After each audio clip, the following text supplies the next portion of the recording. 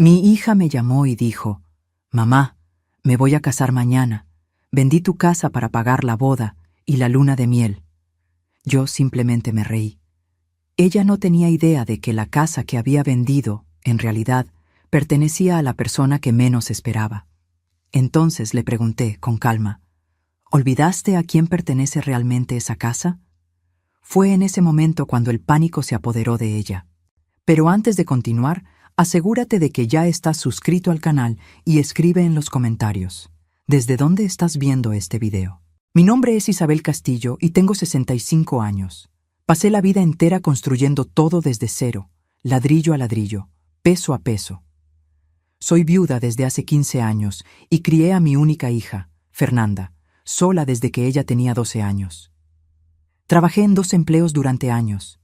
Me sacrifiqué de todas las formas posibles para que a ella no le faltara nada. Renuncié a vacaciones, a ropa nueva, a relaciones. Todo por ella. Nunca imaginé que un día mi propia hija sería capaz de traicionarme de la forma más cruel posible. La primera vez que noté algo extraño fue hace unos 4 meses. Fernanda, que en ese entonces tenía 29 años, me llamó pidiéndome que agregara su nombre en mis cuentas bancarias.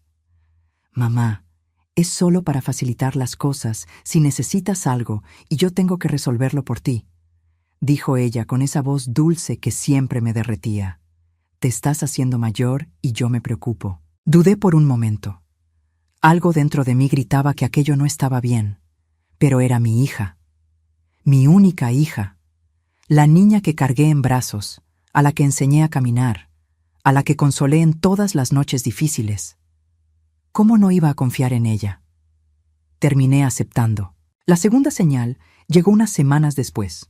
Fernanda apareció en casa con su novio, un muchacho llamado Javier que había conocido hacía apenas 6 meses. Él tenía 32 años, trabajaba en una startup en la Ciudad de México y era de ese tipo que habla mucho, pero dice poco.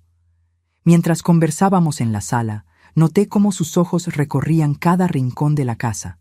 Los muebles, los cuadros, el piso de madera que yo misma había elegido años atrás. «Esta casa debe valer unos 5 millones de pesos. Fácil», comentó él casualmente, como si estuviera evaluando un producto en una tienda. «El mercado inmobiliario en esta colonia solo sube de valor». Sentí una incomodidad inmediata.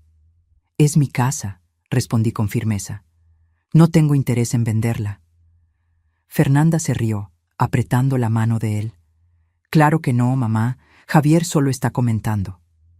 Pero la mirada que intercambiaron entre sí me dejó con un nudo en el estómago.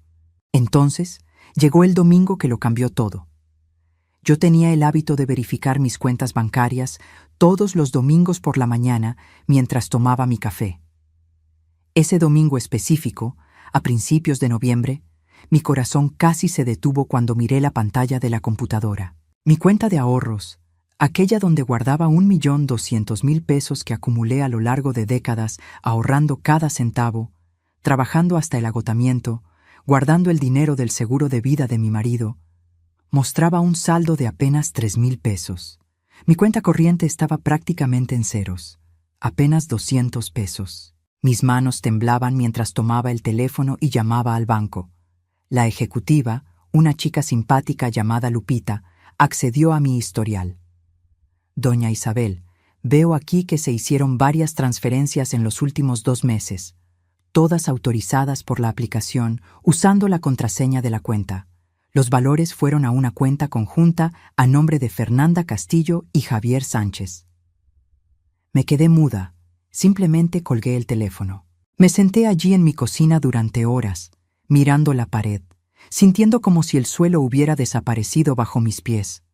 ¿Cómo pudo mi hija hacer esto? ¿Por qué? Yo le di todo, mi juventud, mi salud, mis sueños. ¿Y así era como me pagaba? Mi celular sonó a la mañana siguiente. Era Fernanda, y su voz estaba extrañamente animada, casi eufórica. «Mamá, tengo una noticia increíble. Javier y yo nos vamos a casar». Sentí que se me cerraba la garganta. «¿Cuándo?» «Mañana. Decidimos no esperar más. Va a ser una ceremonia hermosa en un resort en la Riviera Maya. ¿Sabes, mamá, sobre el dinero de tus cuentas? Ella hizo una pausa. Tuve que usarlo. La boda cuesta cara y la luna de miel también. Pero no te preocupes, tienes tu pensión. Mi sangre se heló. Y hay una cosa más, continuó ella, como si estuviera comentando sobre el clima. Vendí la casa. El mundo se detuvo. ¿Hiciste qué? Vendí la casa, mamá. Conseguí un excelente trato, 5 millones de pesos. Usé el poder notarial que firmaste cuando estabas enferma el año pasado, ¿recuerdas? La escrituración se hizo ayer. Tienes 30 días para salir. Recordé vagamente un período en el que estuve muy enferma con una gripe fuerte, casi neumonía. Fernanda me había llevado al hospital y me había ayudado con varios papeles. Yo tenía fiebre, estaba confundida, tomando medicamentos fuertes. ¿Acaso firmé algo sin darme cuenta? El dinero de la casa va para el enganche de un departamento hermoso que encontramos en Polanco, continuó ella. Oye, tengo que irme, mamá. La organizadora de la boda me está llamando. Hablamos después de la luna de miel, ¿va? Bye. La llamada se cortó. Me quedé sentada allí, sosteniendo el teléfono, sintiendo un peso aplastante en el pecho. Y entonces, algo extraño sucedió. Comencé a reír. Primero bajito, después más fuerte, hasta que las lágrimas escurrían por mi rostro.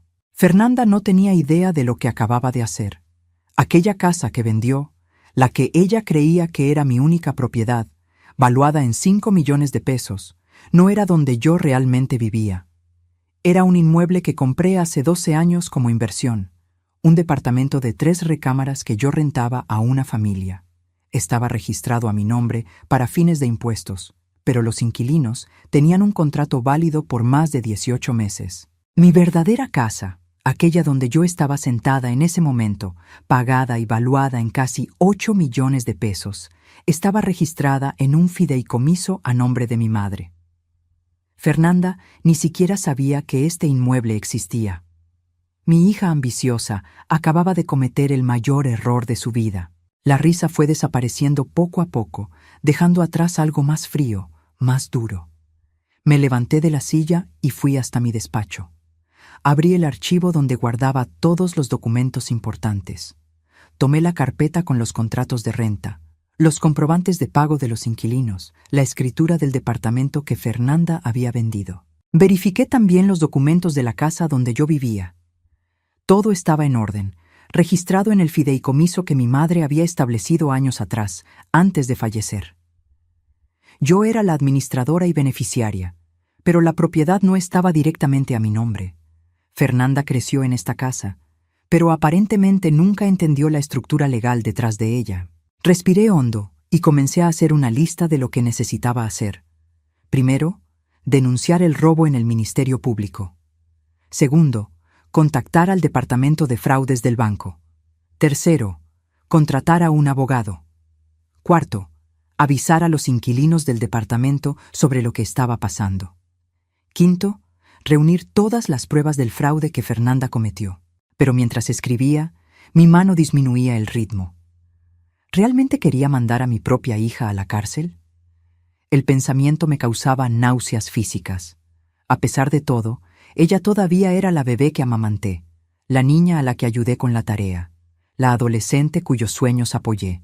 Entonces recordé su voz en el teléfono, alegre, despreocupada.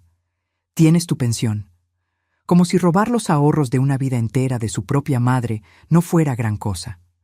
Como si dejarme sin techo fuera solo un pequeño inconveniente. ¿Qué tipo de persona había criado? Esa noche mal pude dormir. Me quedé imaginando la cara de Fernanda cuando descubriera lo que había hecho. ¿Sentiría remordimiento? ¿Pediría disculpas? ¿O me culparía de alguna forma diciendo que yo la había engañado? A la mañana siguiente, llamé al banco a las 9 en punto. «Necesito reportar fraude y robo en mis cuentas», dije a la ejecutiva. «Y necesito un historial completo de todas las transacciones de los últimos 6 meses». «Claro, doña Isabel. Lamento mucho lo ocurrido. Vamos a iniciar una investigación inmediatamente». Enseguida, llamé al licenciado Roberto Mendoza, Un abogado que conocía de mi club de lectura. Le expliqué toda la situación, desde el dinero robado hasta la venta fraudulenta del departamento. Hubo una pausa del otro lado de la línea. Isabel, esto es muy serio. ¿De cuánto dinero estamos hablando? 1.200.000 pesos robados. 5 millones en ganancias de una venta fraudulenta de inmueble. Dios mío, sí, te voy a ayudar. Ven a mi despacho esta tarde. Colgué el teléfono y me miré en el espejo del pasillo. Mi cabello canoso estaba bien peinado, mis ojos castaños claros y determinados. Yo parecía una abuela gentil y bondadosa. Fernanda se había olvidado de que las abuelas gentiles también saben pelear cuando es necesario. Mi hija se iba a casar ese día. Perfecto. Que aprovechara la fiesta, que pensara que había ganado. Yo esperaría, reuniría mis fuerzas y entonces le mostraría exactamente lo que sucede cuando se traiciona a la mujer que te dio la vida. El despacho de Roberto quedaba en un edificio moderno en Reforma. Me senté frente a él y puse mi carpeta de documentos sobre la mesa. Él leyó todo con expresión cada vez más seria, haciendo anotaciones en su libreta. Isabel, esto es peor de lo que imaginé, dijo finalmente, quitándose los lentes. Tu hija falsificó documentos para vender una propiedad que no tenía derecho de vender. Esto no es solo fraude civil, es un delito penal. Ella puede recibir de 5 a 10 años de prisión. Lo sé, respondí en voz baja, pero necesito entender todas mis opciones antes de decidir cómo actuar. Roberto asintió. Vamos a hacer lo siguiente. Primero, registrar el fraude en el banco para bloquear cualquier transacción futura. Segundo, entrar en contacto con la notaría que hizo la venta del departamento. Ellos necesitan saber que la venta fue fraudulenta. Tercero, levantar una denuncia ante el Ministerio Público. ¿Y qué hay de los compradores del departamento? Ellos probablemente van a demandar a Fernanda por fraude cuando descubran que hay inquilinos con contrato válido. Pueden demandar a la notaría también. De cualquier forma, Fernanda será responsable por el valor total de la compra, más daños y perjuicios. Roberto se recargó en la silla. Isabel, necesito preguntarte, ¿estás segura de que quieres seguir con esto? Es tu hija. Lo miré a los ojos. Ella robó mis ahorros e intentó dejarme en la calle. ¿Qué tipo de hija hace eso? Pasamos 2 horas preparando documentos. Cuando salí del despacho de Roberto, ya había registrado reclamaciones de fraude tanto en el banco como en la notaría. La denuncia formal se haría a la mañana siguiente. Mientras caminaba hacia mi coche, mi teléfono sonó. Era Fernanda. Mamá, ¿por qué el banco me está llamando sobre una investigación de fraude? ¿Qué está pasando? Respiré hondo, manteniendo la voz firme. Fernanda, el banco marcó los retiros de mi cuenta como sospechosos. Es procedimiento estándar cuando grandes cantidades son transferidas. Pero yo soy tu hija, diles que todo está bien. ¿Está todo bien, Fernanda? Tomaste más de 1 millón de pesos sin mi permiso. Su voz cambió, volviéndose más dura. Yo tenía tu permiso, tú me diste acceso a tus cuentas. Para emergencias, no para robar todo lo que tengo. Yo no robé, lo tomé prestado. Javier y yo te vamos a pagar cuando tengamos condiciones. Ella sonaba defensiva ahora, atrapada en la mentira. Y la venta del departamento fue totalmente legal. Yo tenía poder notarial. Fernanda, yo nunca firmé un poder notarial. Silencio. Sí, sí lo firmaste. El año pasado, cuando estabas enferma. ¿Recuerdas que te llevé al hospital? Mi sangre se heló. Yo realmente había estado muy enferma en ese periodo, hospitalizada por 3 días con fiebre alta y problemas respiratorios. Apenas recordaba aquellos días, la confusión, los medicamentos fuertes, el cansancio.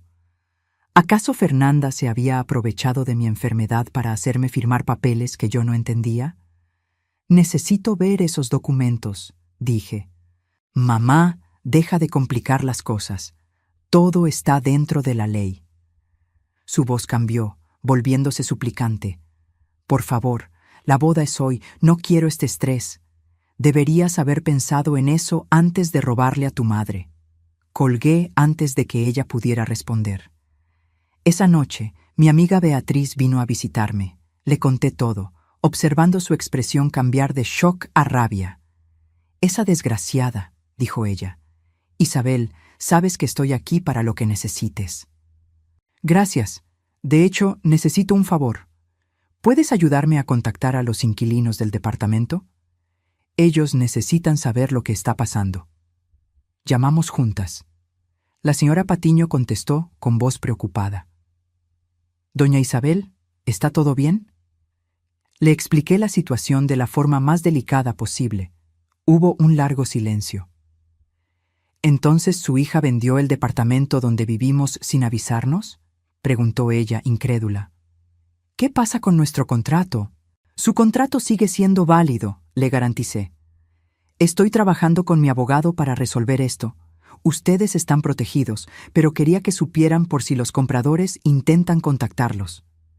«Híjole, gracias por avisarnos. Si necesita alguna cosa, declaraciones, testimonios, lo que sea, cuente con nosotros». Después de que colgamos, Beatriz nos sirvió té.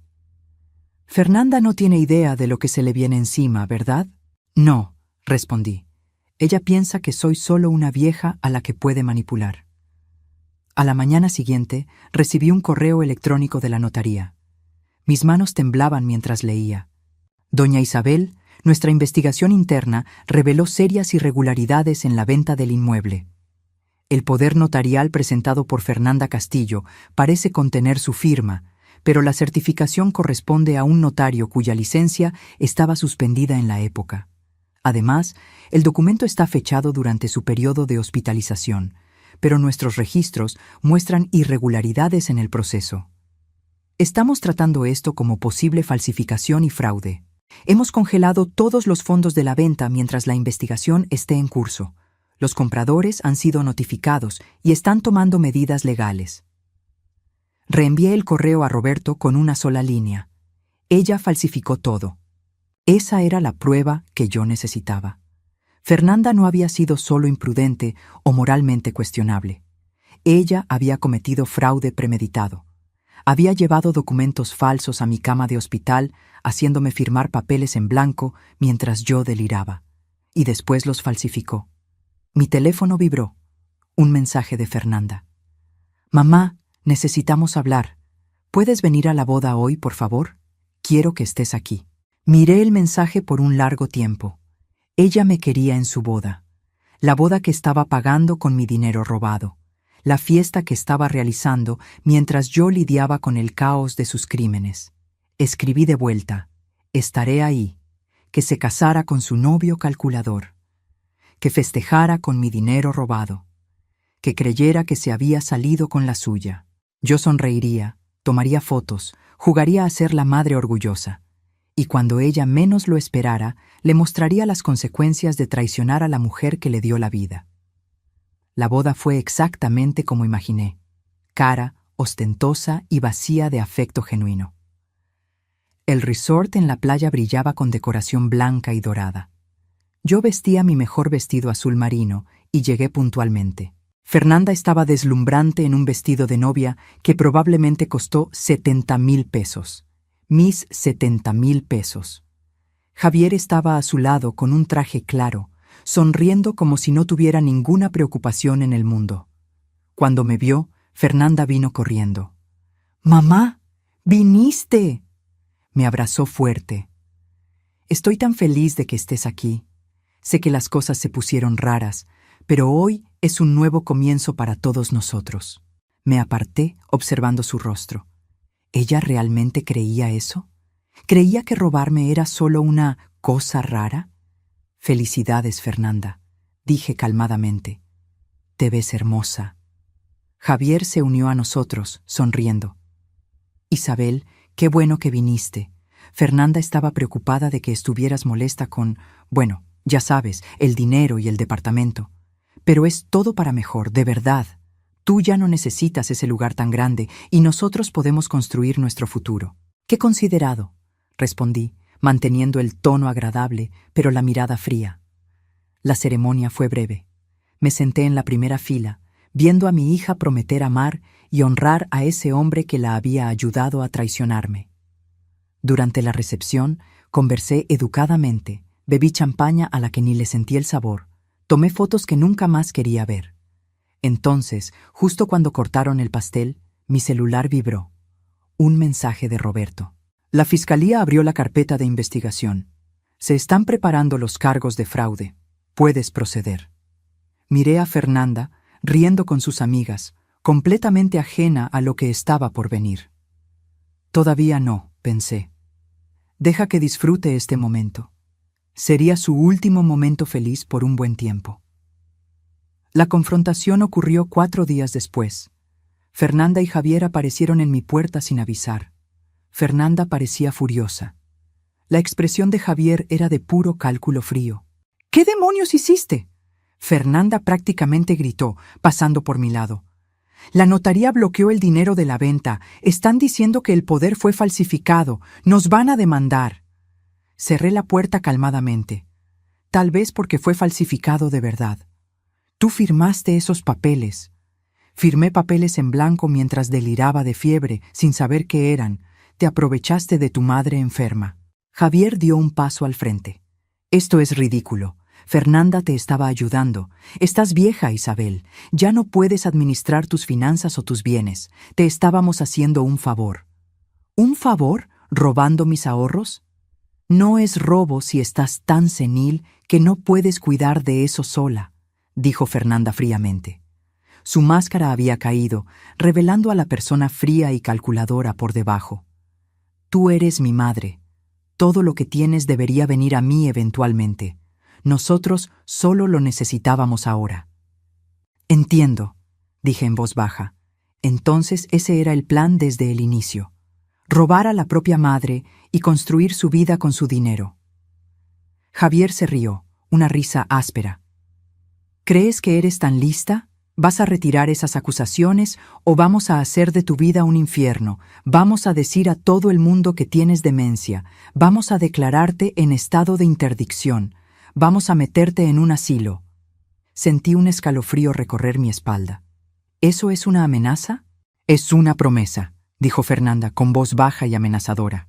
Mamá, estoy tratando de ser buena onda. Solo dile al banco y al notario que cometiste un error. Di que autorizaste todo, y así podemos seguir adelante. ¿Y si no lo hago? Fernanda se acercó, quedando muy cerca de mí. Vas a descubrir qué tan difícil puede ponerse tu vida. Nosotros también tenemos abogados. Vamos a mantenerte atrapada en los tribunales por años. Vamos a gastar todo el dinero que te queda en honorarios. Vamos a asegurarnos de que todos sepan que eres una vieja confundida que no recuerda lo que firmó. Por un momento, sentí miedo genuino. No de sus amenazas. Yo tenía pruebas a mi favor, sino de en lo que mi hija se había convertido. Aquella mujer rabiosa y amenazadora era una extraña con el rostro de Fernanda. Pero yo no había sobrevivido 65 años siendo débil. Salgan de mi casa, dije, con voz firme como el acero. Los dos, ahora. Mamá, lárguense de aquí. La fuerza de mi voz me sorprendió hasta a mí misma. Tienen 5 segundos antes de que llame a la policía. 1, 2. Se fueron. Javier soltando groserías y Fernanda con la cara roja de rabia. En cuanto su coche se alejó, me senté pesadamente en el sofá, con las manos temblando. La máscara había caído. Ahora sabía exactamente con quién estaba lidiando. Llamé a Roberto a la mañana siguiente. Levanta la denuncia penal, registra todas las acusaciones. Quiero que sean procesados con todo el rigor de la ley. ¿Estás segura? Absolutamente. En los días siguientes me concentré en recuperar mis fuerzas. Leí libros, cuidé de mi jardín, comí con Beatriz. Necesitaba fortalecerme, tanto física como emocionalmente. La confrontación me sacudió más de lo que quería admitir. Pero mientras regaba mis plantas, sintiendo el sol de la tarde en el rostro, sentí algo crecer dentro de mí, una determinación fría y absoluta. Fernanda y Javier habían tomado sus decisiones. Ahora tendrían que enfrentar las consecuencias. Una semana después de la confrontación, Fernanda llamó. Su voz era diferente, más suave, casi infantil. La voz que usaba cuando era pequeña y quería algo. Mamá, ¿podemos hablar, por favor? Pensé en colgar. En su lugar dije, te escucho. He pensado mucho sobre todo, sobre lo que hice. Ella hizo una pausa y percibí emoción genuina en su voz. ¿O sería solo buena actuación? Estaba equivocada, mamá. Ahora lo veo. Dejé que Javier me influenciara. Dejé que el estrés de la boda me volviera loca. Pero tú eres mi mamá, nunca debí haber hecho eso. Su voz se quebró. Perdóname, mamá. Por favor, ¿podemos arreglar esto? Una parte de mí, la parte que recordaba arrullarla cuando era bebé, de enseñarle a caminar, de celebrar cada logro suyo, quería creer. Quería perdonar inmediatamente y hacer que todo volviera a la normalidad. Pero yo había aprendido la lección sobre la confianza ciega. ¿Qué es exactamente lo que estás proponiendo, Fernanda? Te devuelvo el dinero, todo. Javier y yo vamos a pedir un préstamo si es necesario. Y en cuanto al departamento, yo lo resuelvo. Te garantizo que los compradores no demanden. Yo me encargo de todo. Ella hablaba rápido, con urgencia. Por favor, cancela la investigación policial. Mamá, no puedo tener antecedentes penales. Eso va a arruinar mi carrera, mi vida entera. Deberías haber pensado en eso antes de cometer fraude. Lo sé. Perdóname, pero por favor, dame una oportunidad de arreglarlo. No destruyas mi vida por causa de un error. Como si robar a la propia madre fuera solo un error. ¿Cuánto tiempo te va a tomar devolver el dinero?, pregunté. Tal vez 6 meses, máximo 1 año. Necesitamos tiempo para conseguir el préstamo. Fernanda, no tienes 6 meses. La investigación ya está en curso. Su voz cambió nuevamente, volviéndose desesperada.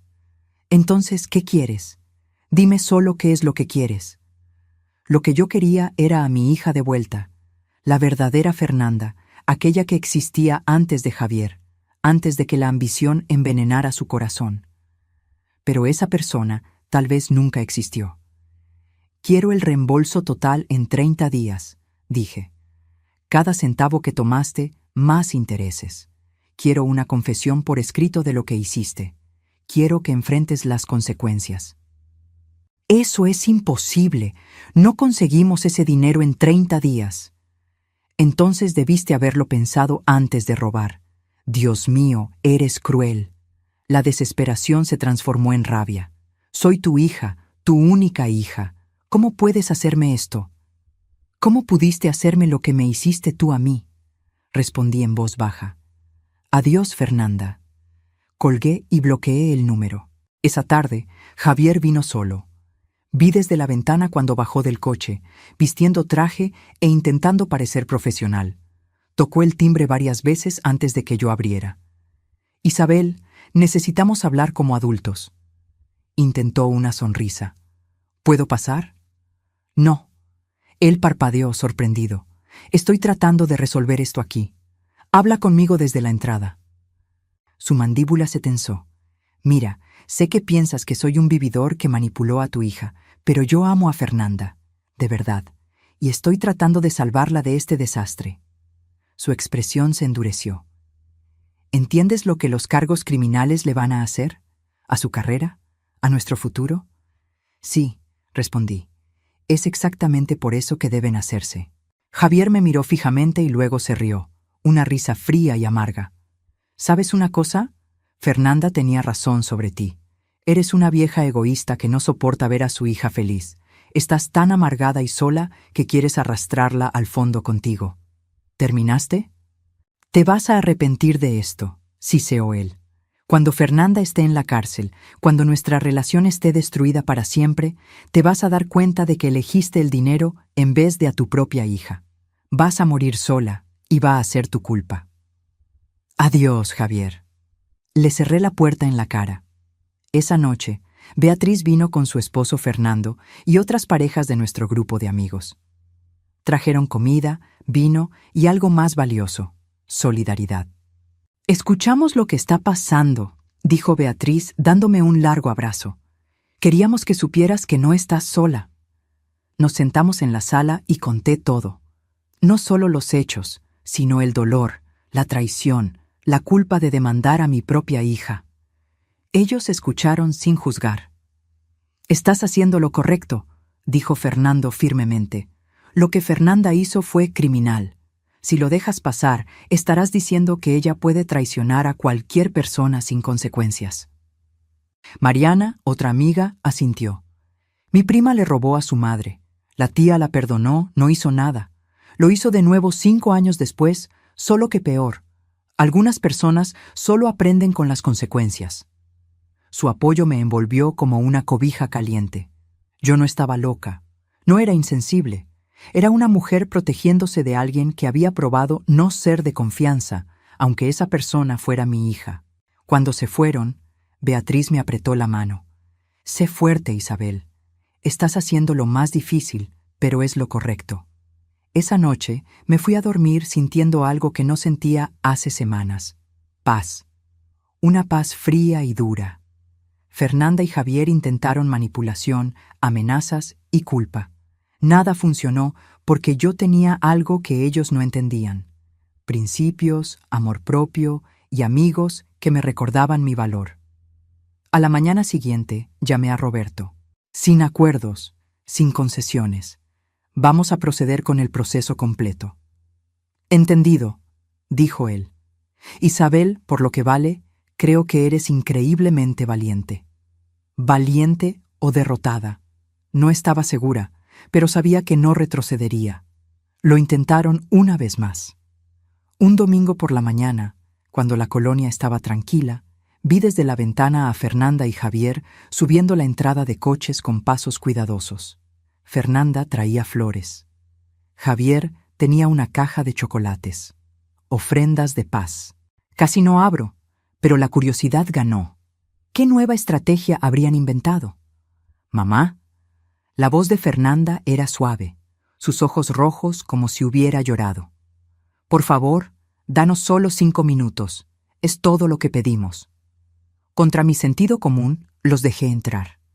Nos sentamos en la sala, ellos en el sofá, yo en el sillón, manteniendo distancia. Fernanda puso las flores en la mesa. Gerberas rosas, mis favoritas. Claro que se acordó.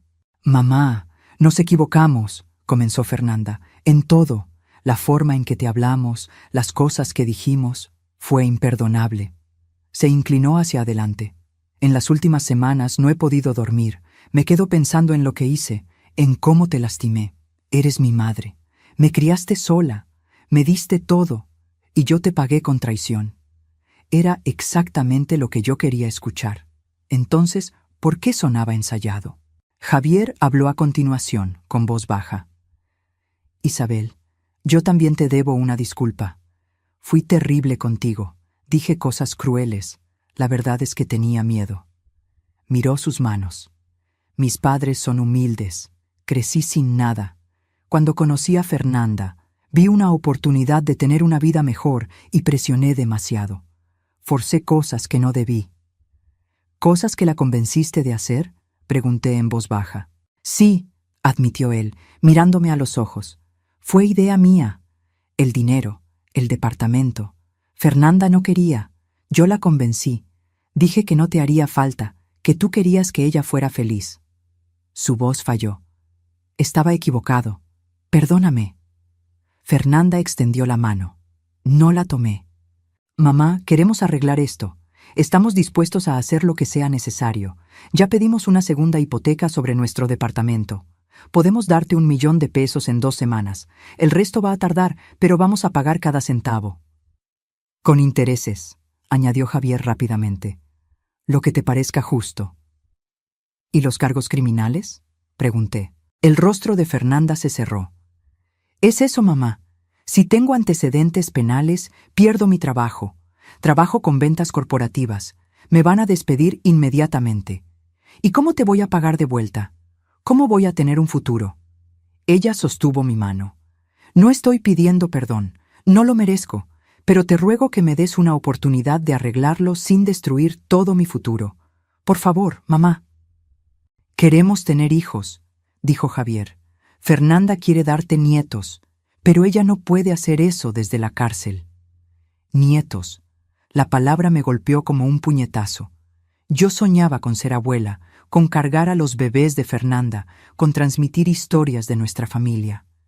Ellos sabían exactamente dónde atacar. Piénsalo bien, insistió Fernanda. ¿Realmente quieres que tus nietos visiten a su madre en la cárcel? ¿Quieres que crezcan sabiendo que fue la abuela quien puso a su madre tras las rejas? Analicé a los dos. La actuación era buena. Las lágrimas de Fernanda parecieron genuinas. El remordimiento de Javier pareció real. Claramente habían ensayado todo. Pero noté pequeños detalles. La forma en que los ojos de Javier se volteaban hacia el reloj. La presión de la mano de Fernanda intensificándose cuando no respondí inmediatamente. La tensión en sus hombros. ¿Qué pasa si digo que no?, pregunté en voz baja. El cambio fue instantáneo. La expresión de Fernanda se endureció. Javier se recargó, cruzando los brazos. «Entonces estás eligiendo destruir a tu hija», dijo Fernanda secamente. «¿Y por qué? Dinero que ni necesitas. Tienes esta casa enorme, tu vida cómoda. Estás quitándome la mía por despecho». «No es despecho, es justicia». «¿Justicia?». Javier soltó una risa sarcástica. ¿Quieres hablar de justicia? ¿Y qué hay de la familia? Fernanda es tu única hija. Todo lo que tienes va para ella cuando te mueras, de cualquier forma. Nosotros solo lo necesitábamos antes. ¿Entonces están diciendo que yo debería haberme muerto antes, para facilitarles las cosas? No distorsiones mis palabras, replicó Javier. Estoy diciendo que eres una vieja vengativa que no soporta ver a su hija feliz con otra persona. Fernanda no me defendió. Solo observó, esperando a ver si este enfoque funcionaría donde la gentileza había fallado. Me levanté lentamente. «Salgan. Mamá, salgan». Mi voz temblaba de rabia. Ustedes entran a mi casa con sus lágrimas falsas y manipulaciones, tratando de hacerme sentir culpable para que los deje robarme impunemente. ¿Creen que no veo lo que están haciendo? Fernanda se levantó con el rostro colorado. Te vas a arrepentir de esto. Cuando yo esté en una celda, cuando Javier me deje porque no puedo mantenerlo, cuando pases el resto de tu vida sola en todas las Navidades, recuerda que tú elegiste esto. Yo no elegí esto, respondí fríamente. Tú lo elegiste el día en que decidiste robarle a tu madre. Javier agarró el brazo de Fernanda. Vámonos, ella no vale la pena. Déjala pudrirse sola en esta casa con su precioso dinero. Salieron azotando la puerta. Me quedé en la sala temblando, no de miedo, sino de furia pura. Ellos habían intentado todo. Disculpas, manipulación, culpa, amenazas. Me ofrecieron nietos como moneda de cambio. Pero bajo la rabia sentí otra cosa. Un hilo frío de miedo. ¿Y si Fernanda tuviera razón? ¿Y si la estuviera destruyendo? ¿Y si, años después, me arrepintiera? No. Alejé esos pensamientos. Hoy vi más allá de las máscaras. Vi el cálculo, la manipulación, la completa falta de remordimiento genuino. Ellos no estaban arrepentidos de lastimarme. Estaban arrepentidos de haber sido atrapados. Tomé las gerberas que Fernanda trajo y las tiré a la basura. Después llamé a Roberto. Intentaron manipularme de nuevo para que retirara los cargos. Le conté sobre la oferta de restitución parcial a cambio de no demandar. ¿Qué les dijiste? Les ordené que salieran de mi casa. Hubo una pausa, después la risa cálida de Roberto. Muy bien, Isabel. Eso requirió mucha fuerza. Fuerza. ¿Era eso? ¿O era terquedad, orgullo, venganza? Ya no lo sabía, pero sabía que no podía retroceder. No después de que me mostraran tan claramente quiénes eran realmente. El día de la audiencia llegó 6 semanas después. Roberto me preparó para todo. El proceso, las preguntas, la posibilidad de que Fernanda aceptara un acuerdo. Pero Fernanda, terca e ilusa, se negó. Ella insistió en pelear, convencida de que persuadiría al juez de que era la hija contra la madre vengativa. Vestí un traje sastre gris simple, maquillaje discreto. Roberto me aconsejó parecer comprensiva pero fuerte. «No eres víctima», dijo. «Eres sobreviviente». El tribunal estaba frío, luces fluorescentes reflejándose en el piso pulido. Me senté detrás de la mesa de la acusación, manos calmadamente cruzadas. Fernanda estaba del otro lado con Javier y su abogado, un hombre elegante llamado Licenciado Silva, especialista en defensa penal. Cuando los ojos de Fernanda encontraron los míos, vi algo inesperado, miedo genuino, perfecto. Ella estaba empezando a entender que aquello era real. La fiscal, doctora Andrea Cortés, había construido un caso sólido. Registros bancarios mostrando transferencias no autorizadas, testimonio de la notaría sobre el poder falsificado, análisis pericial de la firma fraudulenta, testimonio de los inquilinos sobre la venta ilegal. La estrategia de defensa de Fernanda quedó clara. Pintarme como confundida y vengativa. Afirmar que ella actuó con mi permiso. Sugerir que yo estaba arrepentida de haber ayudado a mi hija. El LIC, Silva, hizo su declaración inicial. Damas y caballeros, este es un caso de malentendido familiar. Isabel Castillo le dio a su hija Fernanda acceso a las cuentas y la autorizó a administrar sus bienes. ¿Por qué? Porque ella tiene 65 años, vive sola, necesitaba ayuda. Fernanda no le robó a su madre, actuó con su bendición. Pero ahora, influenciada por terceros y sufriendo de confusión mental relacionada con la edad, la señora Castillo reescribió la historia. Sentí la rabia hervir, pero mantuve la expresión neutra. El juicio transcurrió metódicamente. Andrea llamó testigo tras testigo. El representante del banco testificó que llamé inmediatamente después de descubrir la desaparición de los fondos, trastornada. El representante de la notaría explicó los documentos fraudulentos. La perito en caligrafía mostró cómo mi firma en el poder no correspondía a la normal. Estaba temblorosa, incierta, congruente con alguien enfermo. Entonces llegó mi turno. Subí al estrado. Puse la mano sobre la Biblia, juré decir la verdad. Andrea me guió por la historia con delicadeza, pero firmeza. Expliqué mi relación con Fernanda, mi orgullo por haberla criado sola, mi devastación al descubrir la traición. Señora Castillo, ¿usted dio permiso para que Fernanda retirara 1.200.000 pesos? No, respondí claramente, nunca. ¿Usted dio permiso para que ella vendiera el departamento rentado? No. Ese inmueble genera renta que complementa mi pensión. Jamás autorizaría la venta. ¿Usted firmó un poder notarial dando a Fernanda control sobre sus finanzas? No conscientemente. Fui hospitalizada con fiebre alta. Fernanda trajo papeles diciendo que eran formularios del hospital. Yo estaba casi inconsciente. No recuerdo haber firmado nada. El LIC. Silva me interrogó agresivamente, intentando pintarme como vengativa y confundida. Pero yo estaba preparada. Mantuve la calma. Respondí directamente. Nunca perdí la compostura. ¿No es verdad, señora Castillo, que usted resiente el matrimonio de Fernanda? No. Resiento que Fernanda haya robado mis ahorros. ¿Ustedes ya discutieron sobre su relación? Ya conversamos, pero no sobre su elección de marido, sobre robo y fraude. Usted es una mujer solitaria, ¿no? Vive sola, sin familia cercana más allá de Fernanda. Estoy satisfecha con mi vida.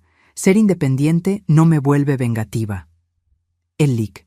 Silva intentó varios enfoques, pero nada funcionó. Yo tenía la verdad de mi lado. Entonces, Fernanda subió al estrado. El LIC.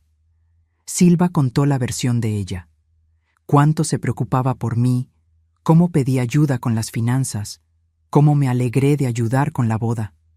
La actuación de Fernanda fue impecable, conmovedora. Entonces, Andrea interrogó y todo se desmoronó. Señorita Castillo, usted testificó que su madre pidió ayuda para administrar las finanzas. ¿Cuándo exactamente hizo ella esa petición? Fernanda dudó.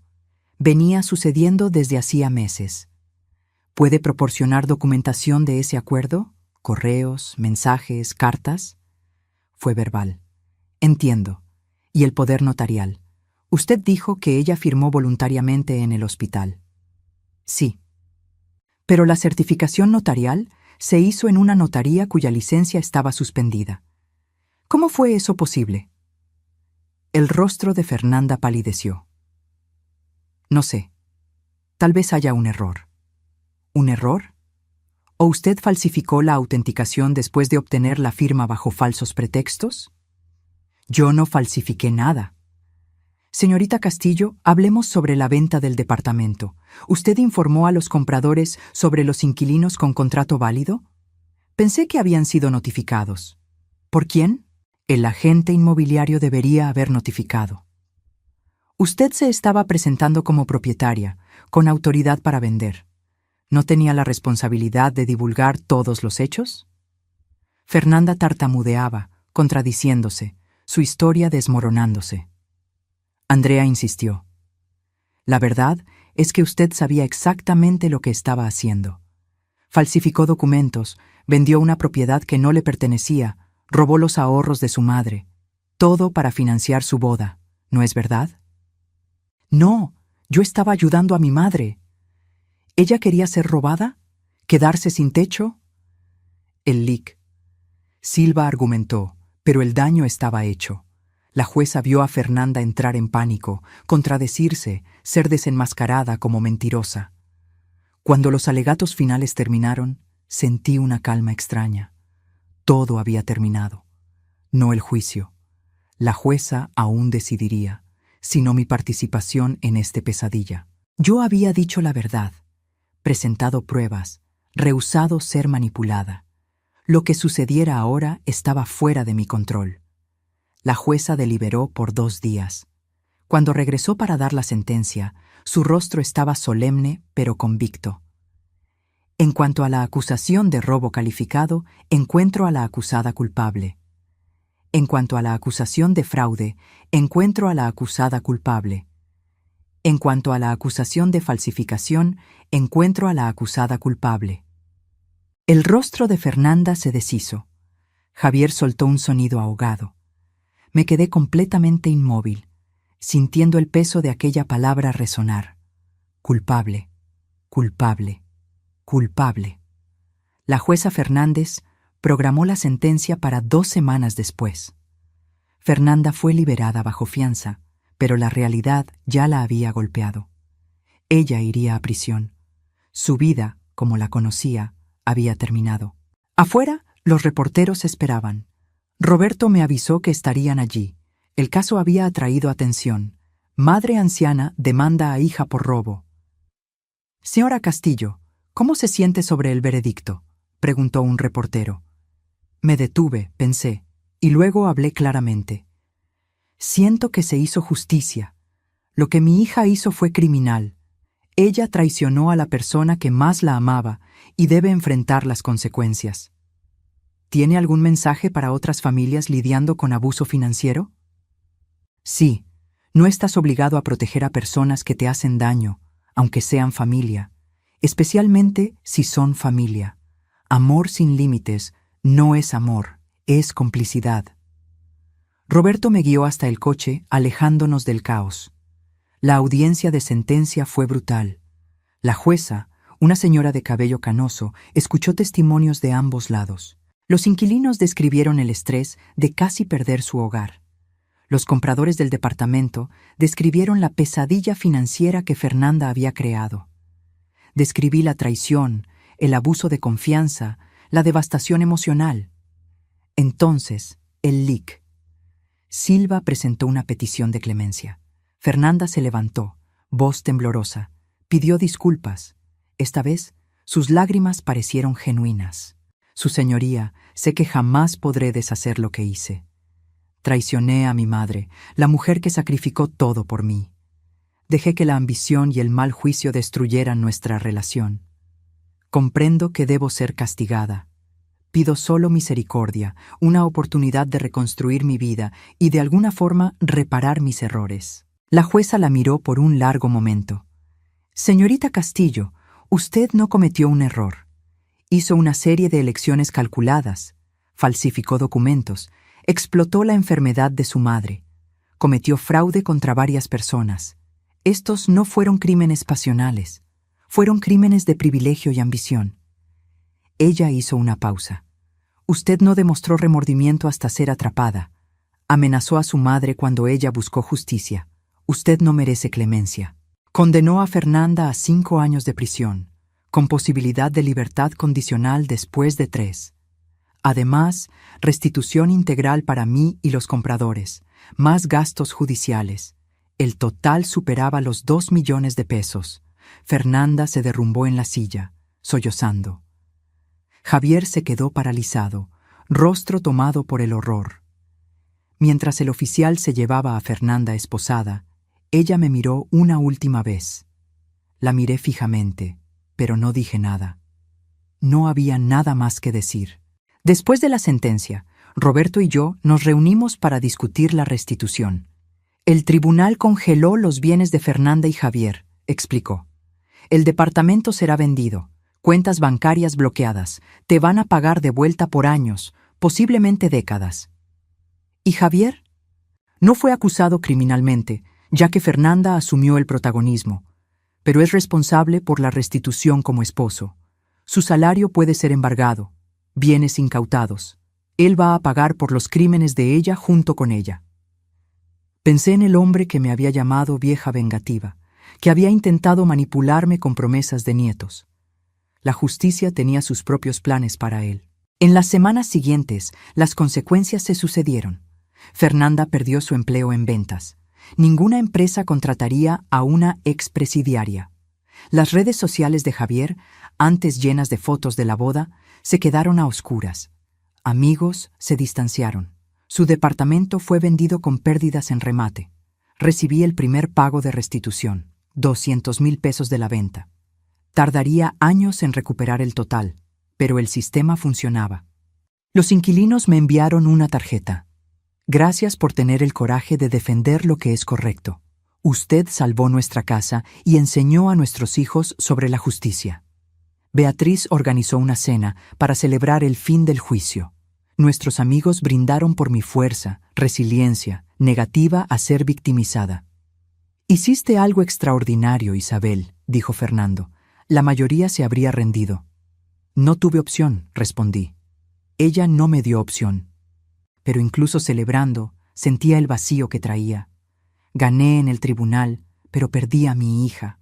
La niña que crié ya no existía, sustituida por esa extraña que valoraba el dinero por encima de todo. Aún así, tenía mi amor propio. Tenía mi casa, amigos, futuro garantizado. Y había enviado un mensaje que resonaría más allá de este tribunal. Las madres merecen respeto. Los ancianos merecen protección, y los crímenes contra la familia siguen siendo crímenes. Fernanda tendría 5 años en la prisión para reflexionar. Yo esperaba que, en algún momento, encontrara remordimiento genuino. No del tipo fingido que mostró en el tribunal, sino comprensión real de lo que había hecho. Pero independientemente de eso, yo había encontrado algo más valioso. A mí misma, mi fuerza, mi valor. Y nadie podría robarme eso. 6 meses después de la sentencia de Fernanda, mi vida floreció inesperadamente.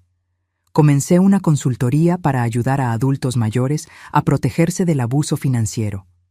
Beatriz se unió a mí. Realizamos talleres en centros comunitarios. Cada persona que ayudaba me hacía sentir redimida. Mi dolor tenía propósito. Viajé a Argentina y Chile, lugares que siempre soñé conocer. Reencontré viejos amigos, hice nuevos. En mi cumpleaños número 66, Beatriz organizó una fiesta sorpresa. Mirando los rostros acogedores alrededor, me di cuenta de que Fernanda estaba equivocada. Yo no estaba sola. Tenía comunidad, propósito, felicidad genuina. Mientras tanto, el mundo de Fernanda se desmoronó. La prisión fue brutal para ella. Fue atacada 2 veces por otras reclusas. Desarrolló depresión severa y ansiedad. Javier se divorció de ella después de 9 meses, alegando que también era víctima.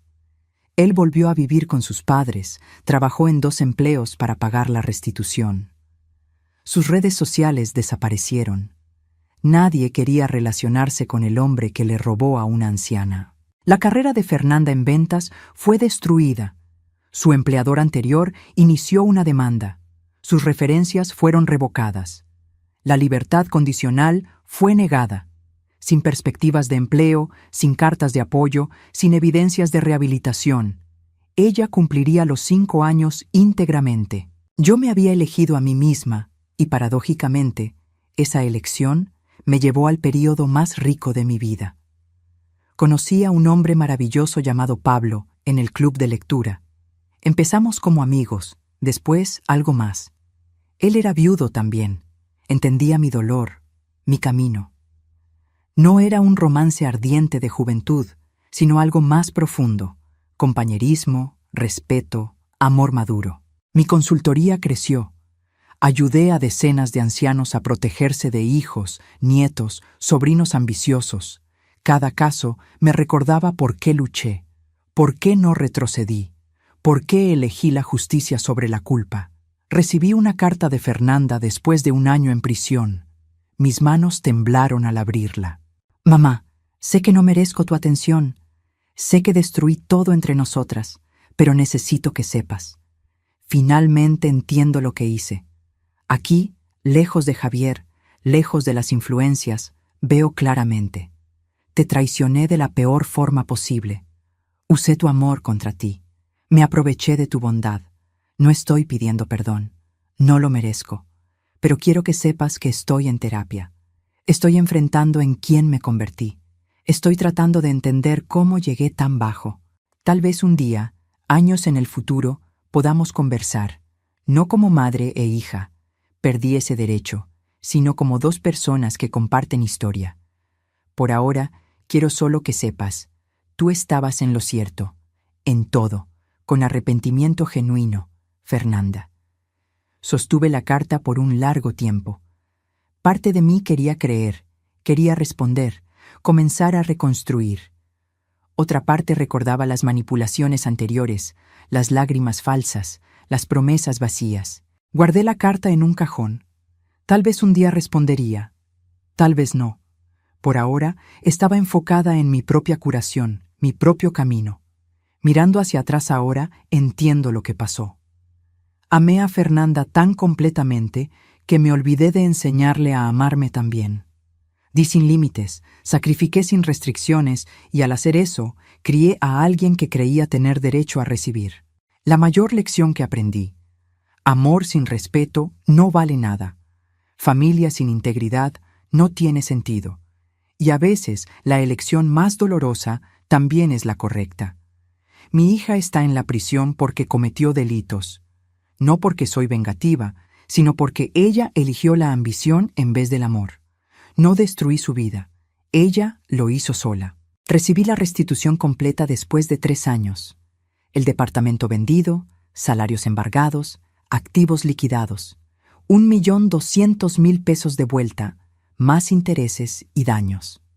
Usé parte para expandir mi consultoría, parte para viajar, parte para invertir en el futuro. Fernanda salió de prisión después de 4 años con libertad condicional anticipada por buen comportamiento. No entramos en contacto. Ella reconstruyó su vida lejos de mí, lejos de la ciudad. Escuché que trabaja en una pequeña tienda, vive sola, todavía paga la restitución poco a poco. Pablo me pidió matrimonio en mi cumpleaños número 68. Acepté sin dudar. Nos casamos en una ceremonia pequeña, solo amigos cercanos, en la misma casa que Fernanda pensó que había vendido. A veces pienso en ella. Me pregunto si está bien, si encontró paz, si el arrepentimiento de la carta era genuino. Pero no busco respuestas. Algunos puentes, una vez quemados, no pueden ser reconstruidos. Y está bien. Construí una vida nueva, más rica y más verdadera que cualquier cosa antes. Tengo amor, propósito, comunidad. Tengo respeto propio que nadie puede robar. Y si tuviera que hacer todo de nuevo, elegiría el mismo camino. Porque elegirme a mí misma no fue egoísmo, fue supervivencia, fue justicia, fue amor propio. La verdadera pregunta no es si perdonaría a Fernanda, es si puedo perdonarme a mí misma por haber tardado tanto en defenderme. Y la respuesta es sí. Todos los días, un poco más, sí. Ahora, si te gustó esta historia, haz clic en suscribirse y dime en los comentarios qué parte te dejó con la boca abierta. Ah, y no olvides convertirte en miembro para tener acceso a videos exclusivos que no subo aquí. Te espero allá.